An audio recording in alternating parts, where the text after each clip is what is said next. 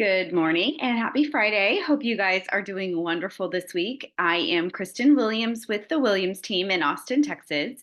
One thing I wanted to share with you is the Federal Reserve. They met this week and they concluded that at this time they're just going to leave rates the same. They anticipated raising or lowering the rates earlier this year. We've been hearing lots of buzz about rates going down sometime at the beginning of the summer and then maybe again.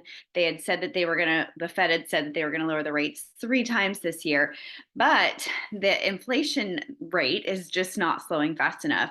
Jerome Powell, he's quoted as saying, what we've said is that we need to be more confident that inflation is coming down sufficiently and sustainably before cutting rates. And it appears it's going to take longer for us to reach that point of confidence. So they are tabling the conversation around lowering interest rates, and we will just wait to see when they meet in another few months what they decide to do. So stay tuned. But the positive thing is that in Austin, our market is just maintaining a very healthy level of activity.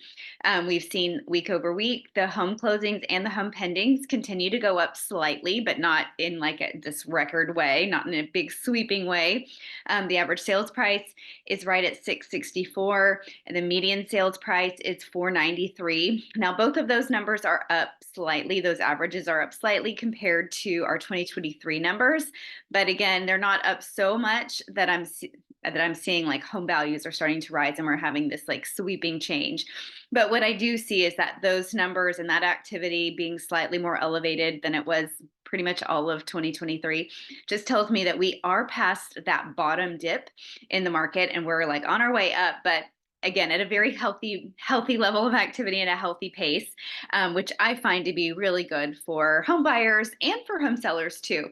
We're in a very reasonable, normal market where both sides have the ability to negotiate very healthy, good, solid transactions together.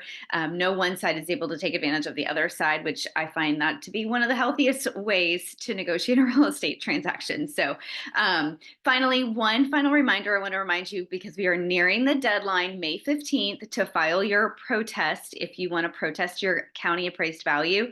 We had a seminar yesterday, and Craig, who's the owner of Home Tax Shield, said that only 15% of people protest their home values.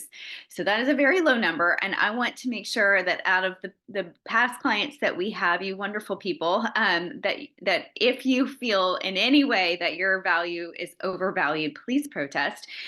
They charge Home Tax Shield charges a $30 fee, just like their service fee, and then they will take 30% of the actual tax savings. So for instance, if they save you $1,000 on your tax bill, they will take $300 of that $1,000 savings, and then you would end up with $700 in savings.